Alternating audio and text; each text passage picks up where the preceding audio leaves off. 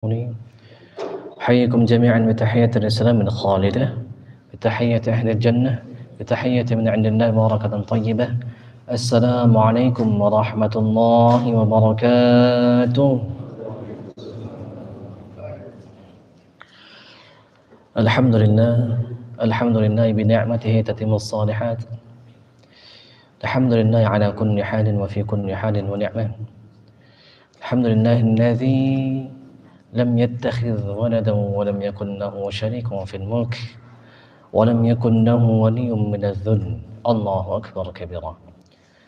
اللهم صل وسلم وبارك على شفيعنا وقرة أعيننا سيدنا ومولانا محمد صلى الله عليه وسلم وآله وصحبه وأمته ومواله.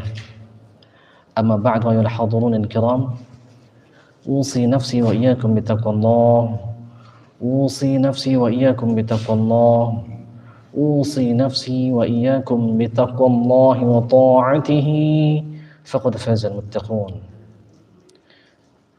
قال الله تعالى في كتابه الكريم: أعوذ بالله من الشيطان الرجيم، يا بني آدم قد أنزلنا عليكم لباسا يواري سوآتكم مريشا ولباس التقوى ذلك خير، ولباس التقوى ذلك خير، ولباس التقوى ذلك خير، ذلك من آية الله لعلهم يذكرون.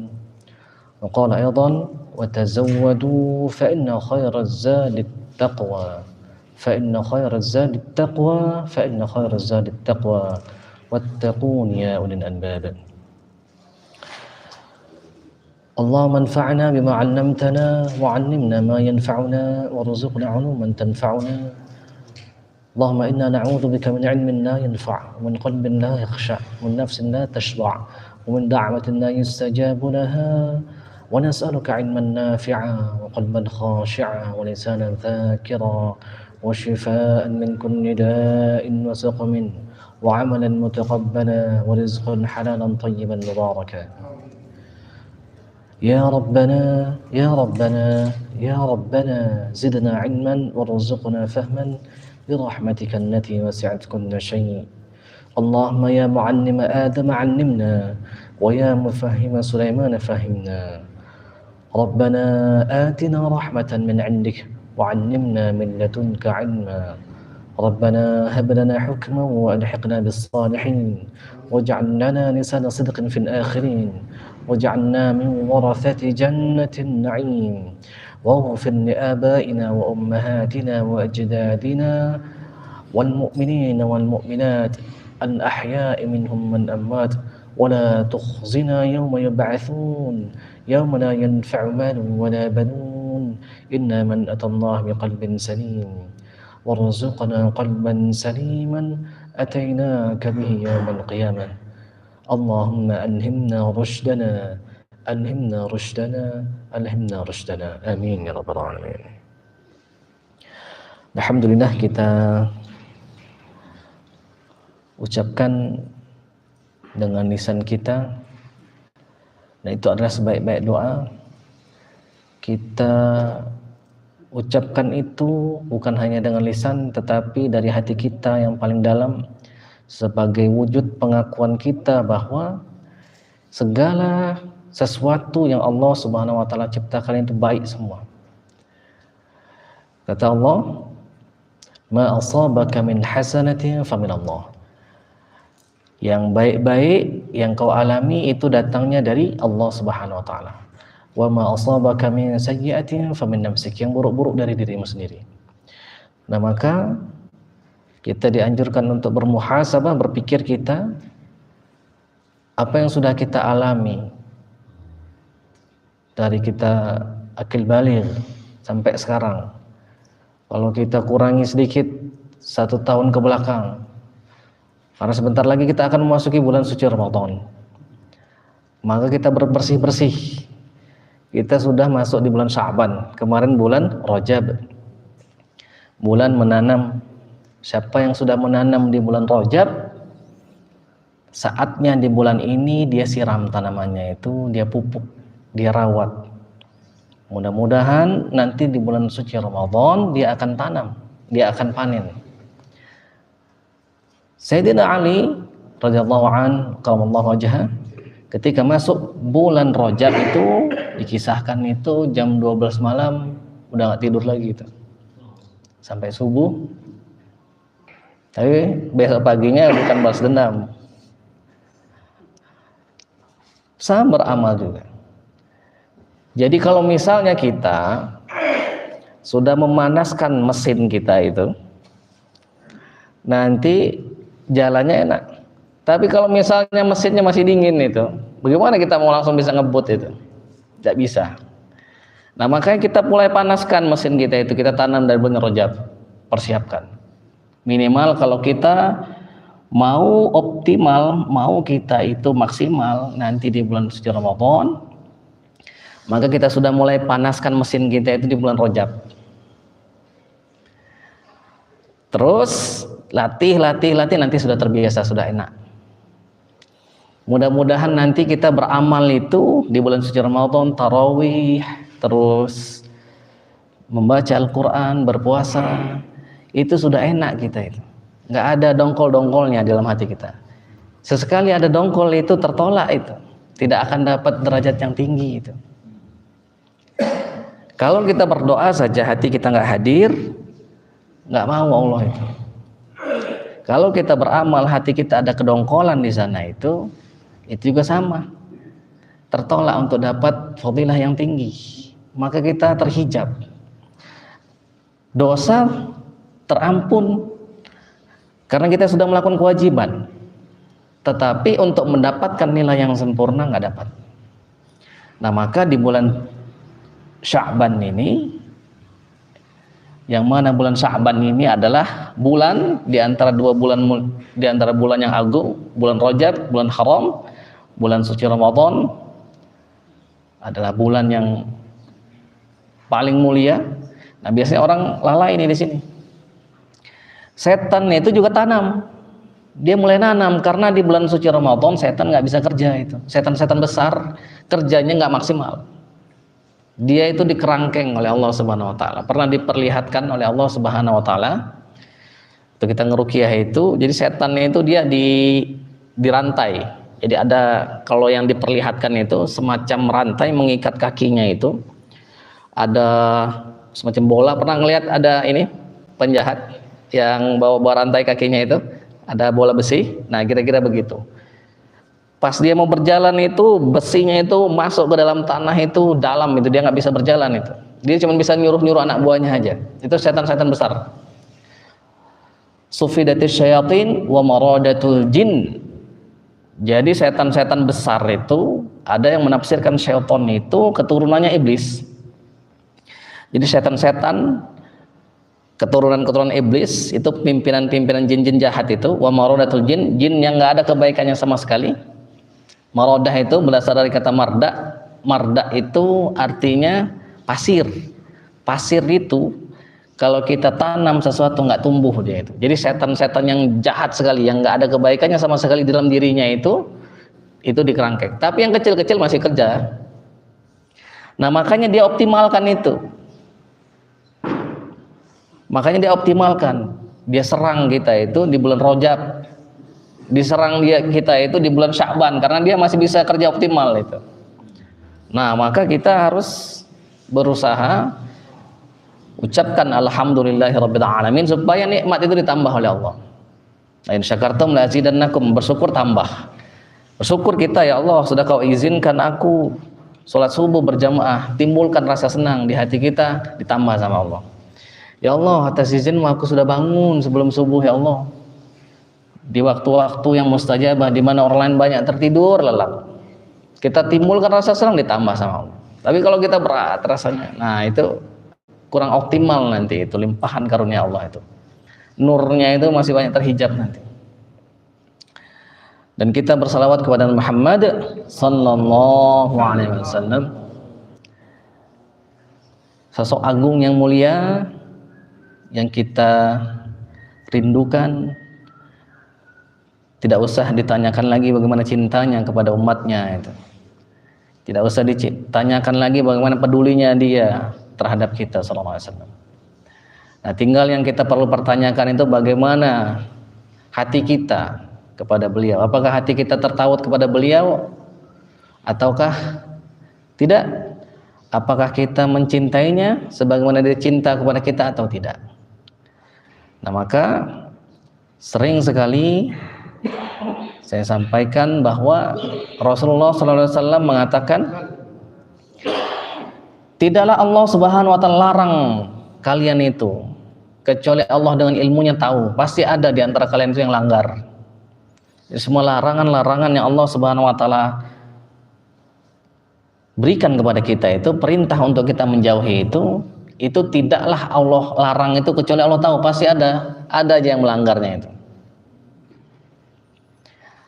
Nah, kata Rasulullah SAW, ketahuilah bahwasanya aku adalah orang yang menghalangi kalian agar jangan sampai kalian itu berhamburan masuk ke neraka.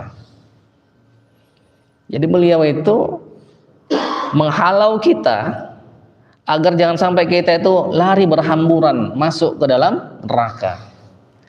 Sebagaimana berhamburannya laron. Kalau laron itu pas musim hujan masuk air itu ke dalam sarangnya itu dia berkeluaran berhamburan itu. Penuh di sini, nyari cahaya dia. Atau berhamburannya lalat. Kalau misalnya ada makanan yang itu atau di tempat sampah, wah, lalat berhamburan. Nah, kira-kira seperti itulah umat manusia itu. Berhamburan dia itu pengen masuk ke dalam neraka. Maka kata Rasul, ketahuilah aku yang menghalangi kalian itu, jangan sampai kalian itu berhamburan masuk ke dalam neraka. Sebagaimana berhamburannya laron. Aku pegang tangan kalian agar kalian tidak masuk ke dalam neraka, tetapi kalian lepaskan pegangan tanganku. Nah, maka nanti jangan salahkan Rasulullah SAW. Jangan salahkan Allah Subhanahu wa taala yang menciptakan kita. Salahkan diri kita, bahkan jangan salahkan setan juga, dia nggak mau disalahkan. Kata syaitan, Allah SWT sampaikan kepada kita, fala talumuni walumu anfusakum. Jangan kau cela aku, cela dirimu sendiri. Nah, hadirin yang dimuliakan Allah, apa yang kita lakukan sekarang ini, bermajlis, datang ke masjid, bersolat berjamaah, ada misalnya yang berpuasa, ada yang mengaji, ada yang berzikir. Yang kita lakukan ini adalah sesuatu yang nanti itu akan diharapkan oleh orang-orang yang masuk ke dalam neraka itu. Kata dia berdoa, Rabbana akhrijna minha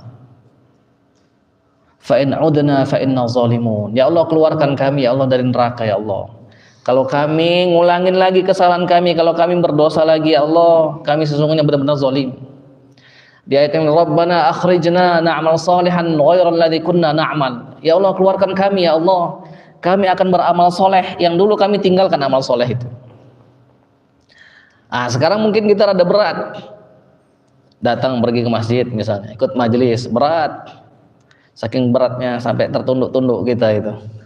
Saking sakinahnya itu. Saking beratnya itu. Tapi nggak apa-apa. Bercurah-curah nikmat Allah itu, limpahan karunia Allah, nazalat alaihim sakinah, ketenangan diturunkan Allah Subhanahu wa taala kepada kita.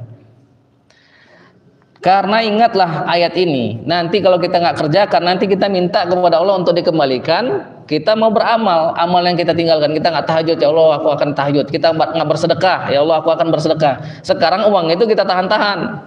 Ada uang 1 juta, mau berinfak 100.000 aja mikir dulu. Ada uang misalnya 10 juta, mau keluarin 1 juta itu mikir dulu lama-lama. Nanti kalau kita sudah di akhirat, kita nggak mikir lagi, sudahlah, mending ku infakkan semua. Rabbi akhirni ila ajalin qarib fa asaddaq wa akum minas sholihin. Ya Allah, tunda dulu matiku ini ya Allah, izinkan aku bersedekah. Nah, ingatlah ayat-ayat ini supaya kita selalu setiap hari itu bersemangat dalam mengerjakan amal-amal soleh kita itu, khususnya menyambut bulan suci Ramadan nanti itu. Bahkan Rasulullah menyampaikan kepada kita, ada orang yang dikasih kenikmatan yang kita bayang-bayangkan kita pengen punya itu di dunia ini, dihadapkan pada Allah Subhanahu wa taala di mahkamahnya Allah, dihisap orang itu. Datangkan lagi orang kasih nikmat, dihisap dia itu. Tiba-tiba didatangkan orang yang penuh penderitaan di muka bumi ini, dia nggak dihisap, masuk surga langsung. Lalu orang-orang yang dikasih nikmat ini, mereka berandai-andai, Ya Allah, kalau begitu lebih baik tubuhku dipotong-potong di muka bumi ini. Kenapa? Supaya nggak dihisap, saking beratnya hisap itu. Nah itu orang-orang yang sudah makrifat itu, yang sudah kenal bagaimana dia itu harusnya hidup itu. Kapan itu? Di neraka. Nanti di kiamat, di hari kiamat. Sudah bermanfaat nggak itu? Sudah nggak bermanfaat lagi. Yauma la yanfa'u malu wala banun illa man atallaha biqalbin salim. Nggak bermanfaat harta, nggak bermanfaat anak kecuali orang yang datang kepada Allah dengan hati yang selamat, qalbun salim. Sekarang kita kalau misalnya dikasih oleh Allah cobaan, sempit hidup kita. Kita bekerja nggak dibayar, misalnya dikurangin gaji kita, marah kita itu. Nanti di akhirat justru kita pengen yang begitu. Nah maka agar bermanfaat ilmu kita, pikirkan itu. Agar bermanfaat waktu kita hidup di dunia ini, maka kita harus terus mengarah ke sana itu. Sehingga pas kita dapat kesulitan, alhamdulillah, mudah-mudahan nanti nggak sulit lagi.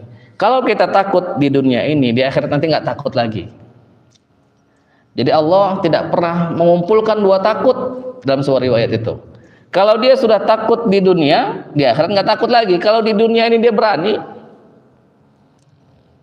kalau di dunia ini dia petantang-petenteng terhadap hukum Allah, nanti di akhirat dia takut.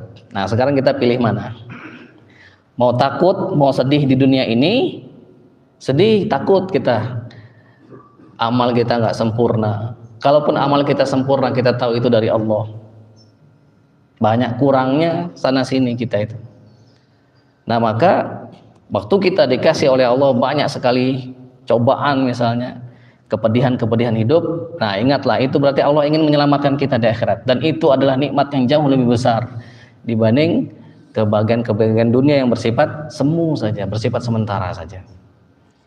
Sering disampaikan oleh jamaah kan, dunia sementara, akhirat selama-lamanya.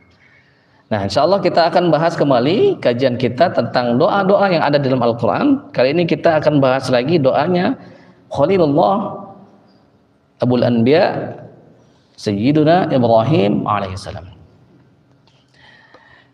Di Quran surah Ibrahim ayat 30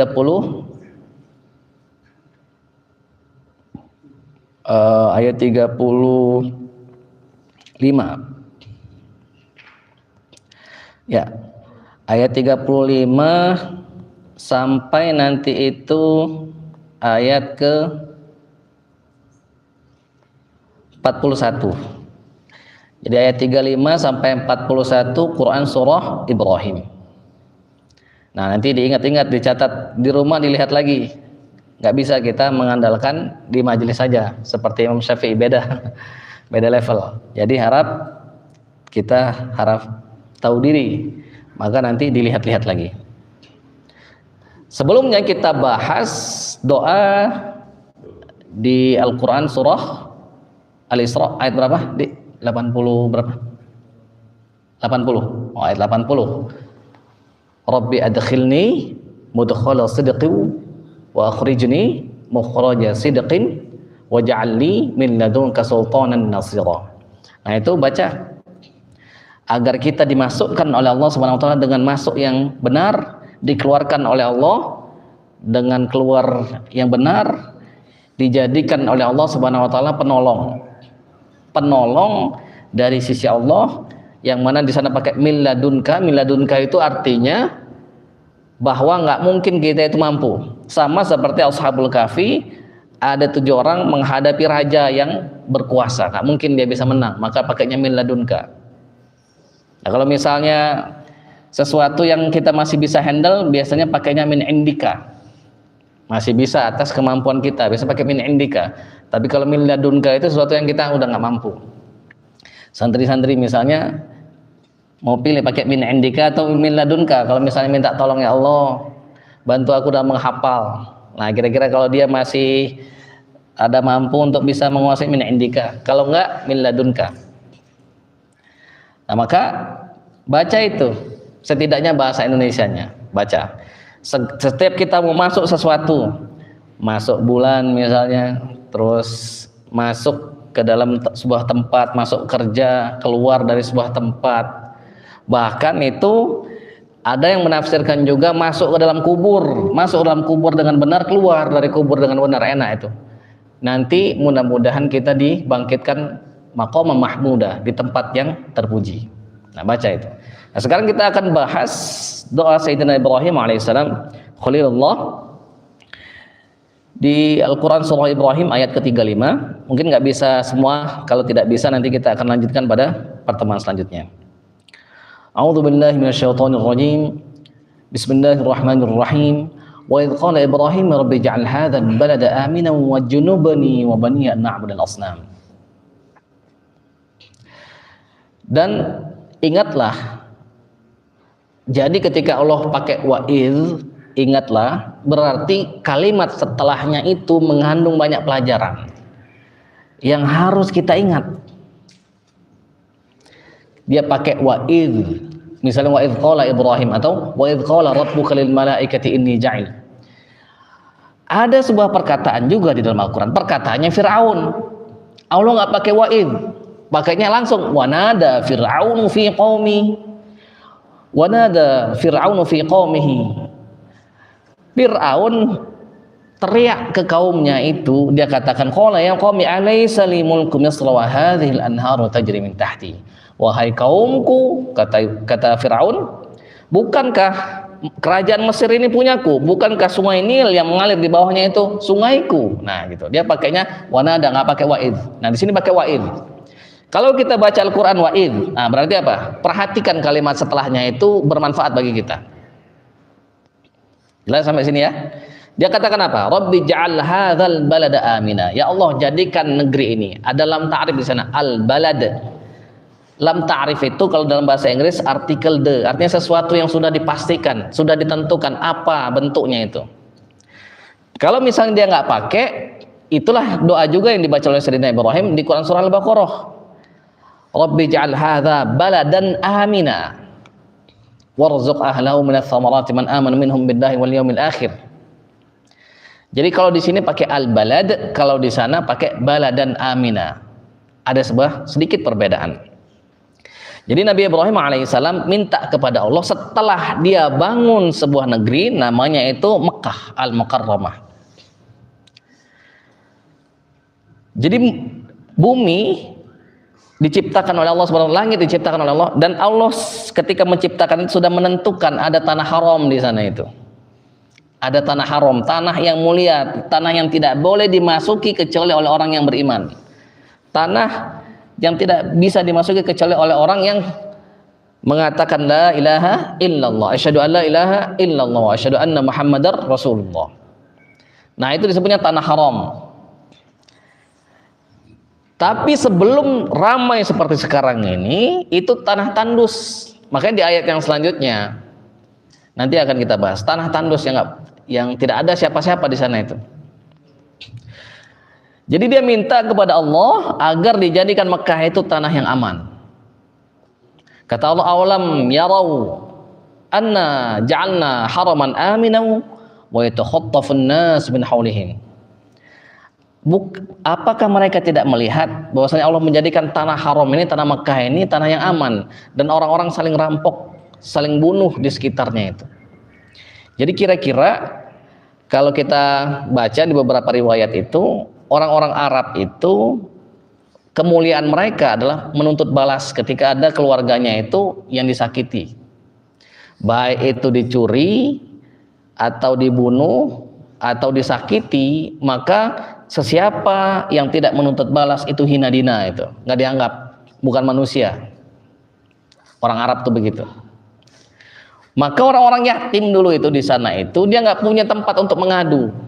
Kalau di sini, jadi ada satu kabilah, ada satu suku misalnya, disakiti orang suku mereka itu, satu suku perang itu. Maka kata Rasul, laisa minna man da'a ila asabi aw kama qala. Bukan termasuk golongan kami yang mengajak kepada fanatisme golongan, bukan. Ya Rasul, kalau aku cinta ke kaumku bagaimana? Itu bukan fanatisme. Fanatisme itu bela dengan mata buta, membela dengan buta, membela dengan tanpa ada alasan yang benar. Jadi misalnya ada satu orang berantem, misalnya suku satu dengan suku dua berantem, dia nggak lihat siapa yang benar siapa yang salah, pokoknya satu suku perang itu. Nah, ini kalau misalnya di Mekah nggak berlaku itu. Kalau misalnya di Mekah nggak berlaku, orang masuk ke dalam tanah haram, ada batasnya itu. Dari dulu itu dipagar. Dan pagarnya itu berdasarkan wahyu itu. Tanahnya itu dipagar, ini adalah tanah haram, itu ada batasnya itu. Sama seperti Baitul Maqdis itu, tanah yang disucikan oleh Allah Subhanahu wa taala di Filistin itu, Al-Aqsa itu ada batasnya itu. Dan bukan asal-asal aja. Lempar batu, kan dulu sepi, lempar batu, sejauh batu dilempar itu tanah saya misalnya. Atau di Pacing masih begitu nggak? Nggak lagi? Nggak, sudah ada pemiliknya ya. Nah, kalau dulu kan asal mau magar aja, nah itu tanah saya. Kalau di ini nggak boleh. Jadi ada tanah haram, itu memang ya itulah yang ditentukan oleh Allah sebagai tanah haram. Maka kalau kita masuk itu, yang sudah pernah, Pak Ahmad misalnya, ada tulisan kan, orang kafir dilarang masuk. Ada bahasa Arab, apa bahasa Inggris kalau nggak salah, terus ada beberapa bahasa itu. Jadi orang kafir nggak boleh masuk itu. Entahlah dia presiden Amerika, entahlah dia siapa, itu nggak boleh masuk. Nah, kalau mereka mau balas orang yang menyakiti kabilahnya itu, dia ada di Mekah, ditunggu sama mereka itu di luar. Ditunggu di luar, habis keluar baru dibalasnya itu. Jadi kalau di dalam tanah haram mereka nggak akan tuntut balas itu. Begitulah cara Allah Subhanahu wa taala membuktikan firman-Nya itu. Dari dulu itu. Padahal orangnya itu, kata Rasulullah, ursiltu ilal ummiyin, aku diutus itu, diutus kepada kaum yang ummi, nggak bisa baca tulis, nggak pernah baca sekalipun. Jadi nggak pernah baca mereka itu, jahiliyah, nggak pernah, jadi nggak terpelajar, nggak terdidik, sering banyak baku hantam. Itu aja mereka menghormati itu. Jadi tunggu dulu di luar. Kalau dulu mungkin waktu kita kecil dulu nggak tahu, pernah mengalami nggak berantem misalnya. Tunggu dulu di sekolah, kan nggak berani kalau di sekolah ada guru. Tunggu di luar sekolah, bisa berantem di luar sekolah. Muhammad, begitu nggak? Nah, kalau ini nggak, kalau ini di tanah haram itu di luarnya. Maka Nabi Ibrahim alaihissalam meminta kepada Allah agar dijadikan Mekah ini tanah yang aman. Nggak ada terjadi di sana peperangan, nggak boleh perang di sana itu. Terus kata Nabi Ibrahim, wajnubni wa bani an na'budul asnam. Ya Allah, jauhkan aku ya Allah, jauhkan anak keturunanku ya Allah daripada menyembah berhala. Nah, ini kita harus baca juga nih. Di dalam membaca ayat ini, kalau kita lihat beberapa tafsiran ulama itu membandingkan dengan ada doanya Nabi Isa alaihissalam, ada doanya Nabi Muhammad SAW. Kalau Nabi Ibrahim mendoakan baniya, anak keturunanku. Kalau Nabi Muhammad siapa yang didoakan itu? Nah, umatnya. Coba kita lihat. Nabi Ibrahim, anak keturunannya dijadikan oleh Allah, ini ja'iluka linnasi imama, aku menjadikanmu itu pemimpin atas kalian manusia. Lihat kata Nabi Ibrahim, wa min dzurriyyati, bagaimana anak keturunanku? Qala ya la yanalu ahdadz zalimin. Janjiku ini enggak berlaku kepada orang-orang zalim. Jadi kalau kita termasuk keturunannya Nabi Ibrahim, kita enggak zalim, jadi pemimpin itu. Jadi pemimpin. Nabi Ibrahim itu punya anaknya ada yang punya nasab sampai kepada beliau. Jadi dari dia bin siapa sampai kepada bin Ali radhiyallahu anhu, sampai bin Fatimah Az-Zahra radhiyallahu anha, sampai ke Rasulullah, sampai ke Sayyidina Ibrahim. Ada yang punya nasab begitu. Ada yang bisa jadi nasabnya nggak ada, tapi termasuk keturunan Rasul. Karena misalnya dia menikah, terus kemudian dia menikah bukan dengan syarif, bukan dengan syarifah misalnya. Kan ada keturunan Rasul itu datang ke Indonesia kan, ada banyak itu. Sunan-sunan itu beberapa diantaranya itu keturunan Rasul itu. Sunan Gunung Jati misalnya, keturunan Rasul itu. Sultan Hasanuddin, Sultan Banten pertama itu keturunan Rasul dari Sunan Gunung Jati itu. Nah, dia menikah punya anak, istrinya banyak itu, misalnya anaknya itu perempuan menikah bukan dengan keturunan Rasul, punya anak. Jadi bisa jadi di sini tuh ada juga keturunan Rasul itu. Nah, maka harus hati-hati kita itu. Salah-salah nanti kita nyakitin keturunan Rasul.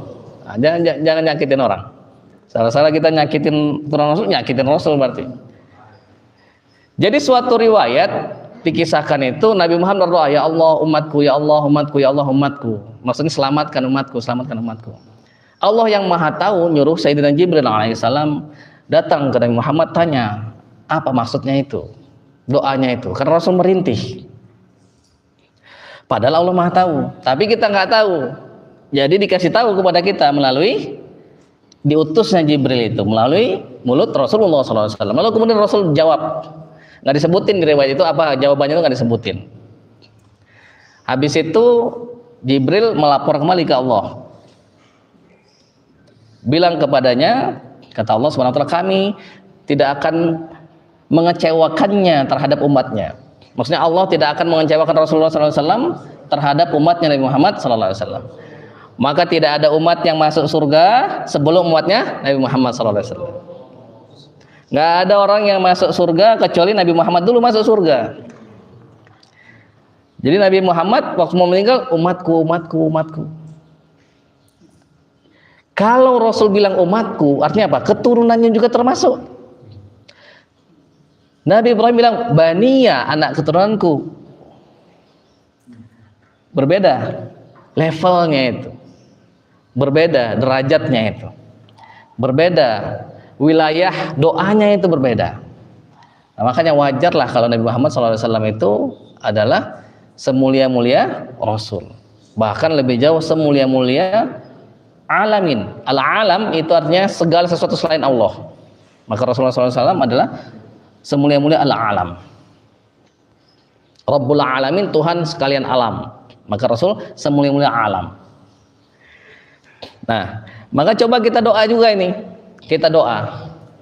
Kalau kita nggak punya umat, kita punya apa? Keturunan, atau misalnya kita punya satu lingkungan misalnya, maka kita doakan itu juga.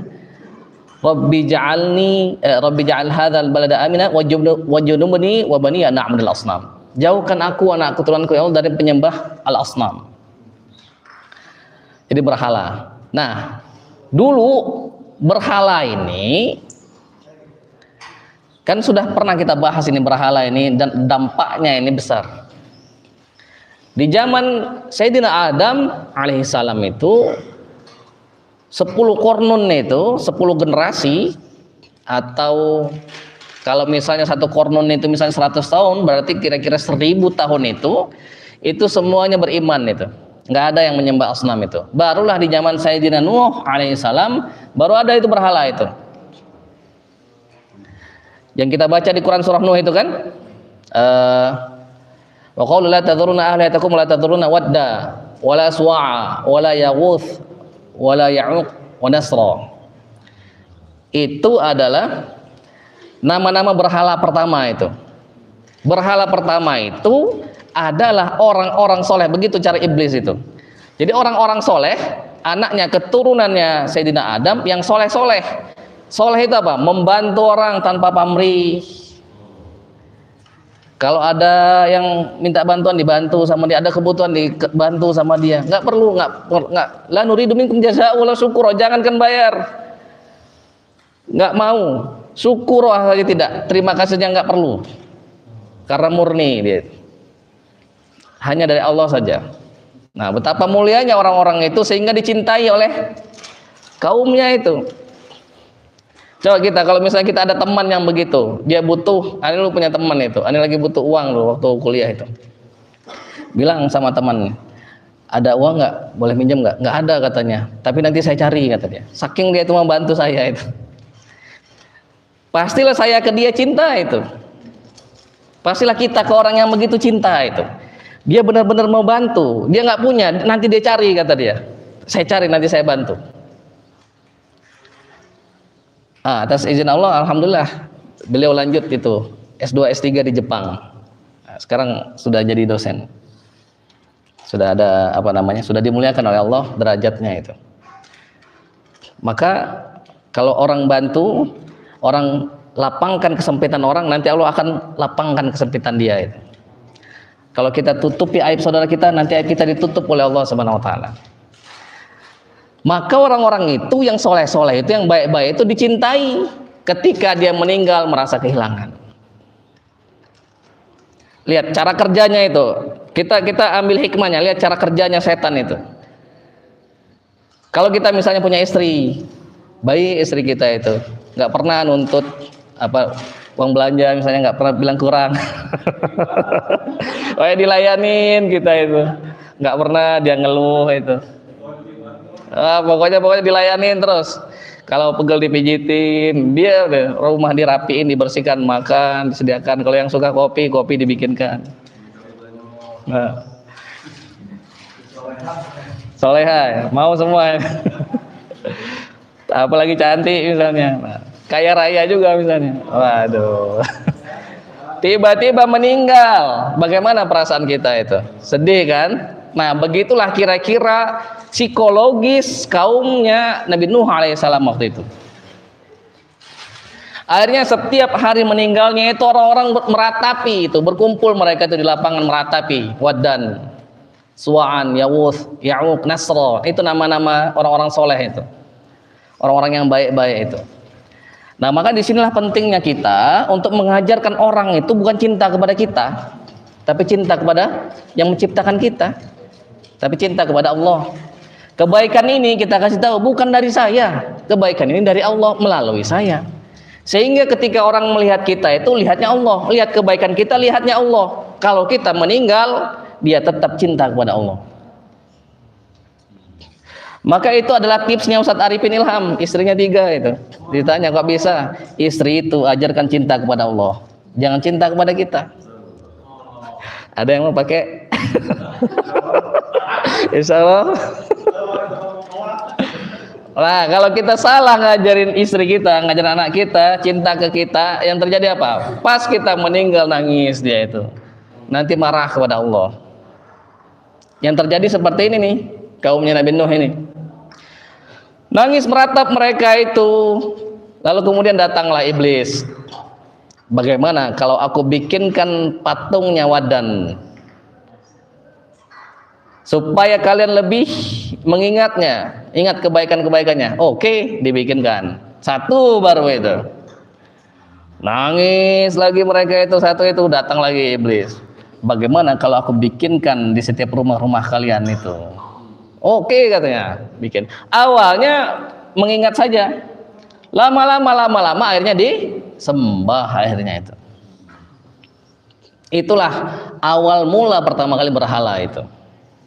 Bahkan lucu kan, bikin pakai gandum, lapar, Tuhannya dimakan itu. Tuhannya aja dimakan, gimana kita gitu. Tuhannya dimakan gitu. Gimana orang lain itu? Apa nggak diinjak-injak mungkin sama dia itu? Nah, maka berhala ini bahaya. Berhala ini dulu begitu, tapi sekarang berhalanya sudah bertransformasi, dia itu bermutasi. Kalau yang sekarang ini lagi ramai-ramai itu apa? Mutan.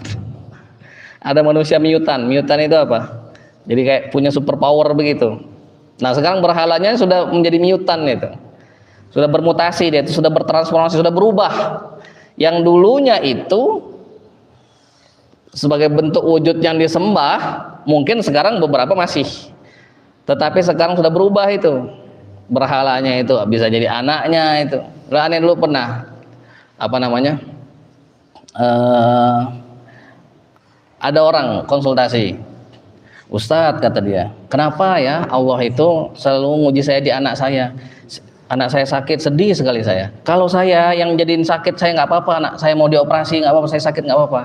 Atau suami saya nggak apa-apa. Atau kalau misalnya saya disempitkan oleh Allah, jabatan saya diambil, saya nggak apa-apa. Tapi jangan anak saya, kata dia.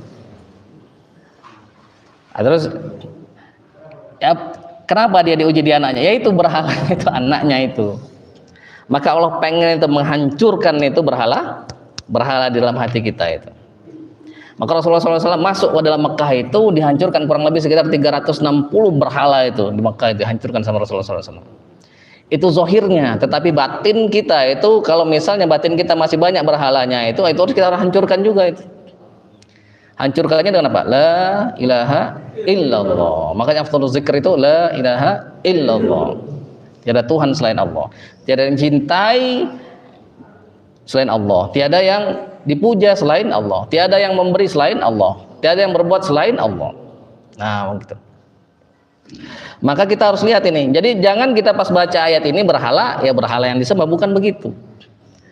Misal ketika hilang pekerjaan, waduh kita berasa gelap. Ane lu punya apa namanya? Waktu dulu mahasiswa sering dekat itu sama ada satpam gitu, sama CS. Terus ngobrol. Mas, dulu itu saya pusing, saya gimana saya nafkahin anak itu, tiba-tiba saya dapat pekerjaan. Serasa terang rasanya ini, kata dia itu. Nah, itu kalau untuk orang-orang yang belum mantap keimanannya itu mungkin masih bisa ditoleransi, tapi kalau orang-orang yang sudah mantap keimanannya itu, nah itu jatuh itu dalam pandangan Allah itu. Kenapa? Lebih percaya, lebih tenang kepada pekerjaan itu dibanding kepada Allah. Nah, itu juga menjadi apa? Berhala itu. Maka ada orang-orang yang dicintai oleh Allah Subhanahu wa taala. Sayyidina Musa alaihissalam, Sayyidina Harun alaihissalam. Di semua riwayat di dalam kitab Hilyatul Auliya itu disebutkan. Allah SWT berfirman kepada Sayyidina Musa, kata Allah, bukannya aku nggak mampu memberimu itu harta kekayaan melebihi yang kuberikan kepada Fir'aun. Kata Nabi Musa kan, Rabbana innaka ataita fir'auna wa mala'ahu zinatan wa amwalan fil hayati dunya. Wahai Tuhan kami, engkau sudah memberikan Fir'aun dan bala tentaranya itu zinah, perhiasan, wa amwalan fil hayati dunya, harta-harta di kehidupan dunia. Kata Allah, bukannya Allah nggak mampu. Tetapi kalau itu diberi, nanti mulai berpaling, nanti bukan kepada Allah saja gantungnya itu, kepada hartanya itu, menjadi lalai. Makanya Sayyidina Sulaiman alaihissalam berdoa, Rabbighfirli wa hab li mulkan la yanbaghi li ahadin min ba'di innaka antal wahhab. Ya Allah, ampuni aku ya Allah, dan berikan aku kerajaan yang tidak Engkau berikan kepada orang setelahku nanti ya Allah. Maka ditundukkan kepada Allah angin, tundukkan kepada Allah jin dan lain-lain. Makanya Habibuna wa syafi'una Sayyidina Muhammad itu pernah nyekek setan itu, nganggu sholat, pengen diikat di tiang Madinah, tapi kata Nabi Muhammad nggak jadi, karena ingat doanya Nabi Ibrahim. Allah menundukkan jin atas Nabi Ibrahim, maka Nabi Muhammad bukannya nggak mampu, tapi nggak mau. Biar lihat itu anak-anak kecil gimana bentuknya setan itu gimana. Nah, tapi tidak dilakukan oleh Nabi Muhammad SAW. Kenapa? Karena bukan itu hikmahnya itu. Nah, sampai sini jelas. Maka berhala-berhala batin ini harus dihancurkan itu. Kita masuk ke dalam diri kita, apa berhala saya ini? Oh, berhala saya ini uang. Kalau sudah mulai menipis rekening, mulai saya ini tidak tenang, berarti berhalanya uang itu. Anak, misalnya saking cintanya sama anak, misalnya anaknya sakit, wah dia langsung itu nggak tenang, dia itu sholat mikirin anak dulu, gimana anak saya. Anaknya terkena kecelakaan misalnya, dan yang mirip-mirip sesuatu yang serupa, maka dia menjadi uring-uringan. Nah, maka boleh jadi wujud cintanya Allah Subhanahu wa taala kepada kita, Allah tidak memberi kita apa yang kita inginkan, karena bisa jadi nambah berhala kita itu. Misal saya misalnya nggak dikasih oleh Allah tanah misalnya hektar-hektaran, misalnya rumah tingkat-tingkatan misalnya. Kenapa? Kalau dikasih bisa jadi berpaling. Nah, begitu juga kita dengan permisalan yang serupa. Kalau misalnya kita bermohon kepada Allah, mungkin belum diberi, siapa tahu bisa jadi itu akan menjadi berhala bagi kita. Nah, maka ini harus kita berdoa ini. Baca ini doanya Nabi Ibrahim alaihissalam di Quran surah Ibrahim ayat 35. Kenapa Nabi Ibrahim alaihissalam Khalilullah berdoa seperti itu? Di ayat yang setelahnya itu dilanjutkan oleh beliau, Rabbi innahunna adlalna katsiran minan nas. Ya Allah, sesungguhnya berhala-berhala ini sudah banyak menyesatkan orang-orang, menyesatkan manusia, disesatkan oleh syaitan melalui berhala itu. Setan itu sudah berputus asa. Orang-orang Arab itu nggak mungkin lagi nyembah berhala. Berhala zohir maksudnya, tapi berhala batinnya banyak itu. Bisa jadi berhalanya itu mobil, atau bisa jadi keramik misalnya, keramiknya pecah, marahnya luar biasa dia itu. Nah, itu berhalanya itu. Mobilnya misalnya ditabrak orang, marahnya luar biasa gitu. Aneh dulu pernah punya teman itu, Dulu waktu belajar nyetir mobil, kan kalau belajar itu kan masih takut-takut. Di belakang itu karena takut-takut kan, akhirnya ketabrak itu sama truk, ketabrak dor sama truk itu. Dia kayak yang tidak terjadi apa-apa aja, biasanya santai aja dia. Nah, terus dia bilang, coba minggir dulu sebentar, kalau siapa tahu ada yang mau lepas nanti kita lepas. Terus truk itu berlalu aja, saya melihat dia biasa aja gitu. Kan biasanya kan nuntut, ini enggak. Dia bilang, ini apa namanya, dunia saja, kata dia. Santai aja dia. Nah, itu contoh orang yang hatinya itu tidak menjadikan mobil itu sebagai berhalanya itu. Lewat aja biasa dia. Ini urus dunia aja, kata dia. Nah, mereka ini banyak menyesatkan manusia. Terus, faman tabi'ani fa innahu minni wa man 'asani fa innaka ghafurur rahim. Sesiapa yang mengikuti aku, maka sesungguhnya dia itu termasuk dari golonganku. Tetapi sesiapa yang menyelisihi aku, masih juga menyembah berhala, itu sesungguhnya engkau Ghafurur Rahim. Nah, ini mirip doanya, dibaca doa Sayyidina Isa alaihissalam. In tu'adzibuhum fa innahum ibaduk. Kalau engkau azab, sesungguhnya mereka itu hambamu. Wa in taghfir lahum, kalau engkau ampuni mereka, fa innaka antal azizul hakim. Kalau ampuni mereka, engkau adalah maha perkasa, maha bijaksana. Semalaman Rasul baca doa, satu ayat itu dibaca semalaman oleh Rasulullah SAW. Kata Rasul, aku nggak mau seperti Isa. Isa itu berlepas tangan dari kaumnya. Dia bilang, in tu'adzibhum fa innahum ibaduk. Kalau engkau azab, sesungguhnya mereka itu hambamu. Wa in taghfir lahum fa innaka antal azizul hakim. Kalau engkau ampuni, engkau maha perkasa, mampu untuk mengazab, engkau maha bijaksana untuk mengampuni mereka. Jadi diserahkan kepada Allah. Kata Nabi Muhammad, aku nggak mau. Maka Rasul berdoa, ummati ya Allah, umatku ya Allah, tolong ya Allah. Nah, begitu. Masa kita nggak cinta kepada Sayyidina wa Maulana wa Habibina Muhammad sallallahu alaihi wasallam. Nah, mungkin ini dulu yang kita bahas sedikit saja, 2 ayat secara singkat. Mudah-mudahan Allah Subhanahu wa taala menerangi hati kita ini, sisi-sisi yang gelap diterangi oleh Allah Subhanahu wa taala. Ditampakkannya hikmah kepada kita, kenapa dia menetapkan begini bukan begitu, sehingga mudah-mudahan kita semakin cinta kepada Allah. Mudah-mudahan di hati kita ini terisi hanya Allah saja, yang lain itu keluar semua. Nah, enaknya hidup kita kalau misalnya begitu. Mau miskin mau kaya tetap enak, mau susah mau senang tetap enak, mau dibenci oleh orang dicintai sama orang sama aja, enak hati kita. Mudah-mudahan Allah Subhanahu wa taala dengan pandangan rahmatnya, dengan kemuliaan Nabi kita Nabi Muhammad sallallahu alaihi wasallam selalu memberikan kita hidayah, membimbing kita ke jalan yang benar, sehingga mudah-mudahan kita sambut ajal kita nanti dengan husnul khatimah. Dikatakan kepada kita, ya ayyatuhan nafsul mutmainnah irji'i ila rabbiki radiyatan mardiyah fadkhuli fi ibadi wadkhuli jannati. Kita akhiri dengan alhamdulillahirabbil alamin. Dan doa kafaratul majlis, subhanakallahumma wa bihamdika nashhadu an la ilaha illa anta nastaghfiruka wa natubu ilaik. Ja'alana Allah minal ladzina yastami'una al-qawla fayattabi'una ahsanah wa ja'alana Allah min ulil albab wa ja'alana Allah minal ladzina yadhkuruna Allah qiyaman wa qu'udan wa 'ala junubihim ويتفكرون في خلق السماوات والأرض ربنا ما خلقت هذا باطلا سبحانك فقنا عذاب النار وجعلنا الله من الذين آمنوا وعملوا الصالحات وتواصوا بالحق وتواصوا بالصبر وجعلنا الله ممن وجوه يومئذ ناظرة إلى ربها ناظرة ولا تجعلنا يا أرحم الراحمين من وجوه الناذي وجوه يومئذ باسرة تظن أن يفعل بها فاقرة سبحان ربنا رب العزة عما يصفون وسلام على المرسلين والأولياء الصالحين وآخر دعوانا الحمد لله رب العالمين والسلام عليكم ورحمة الله وبركاته.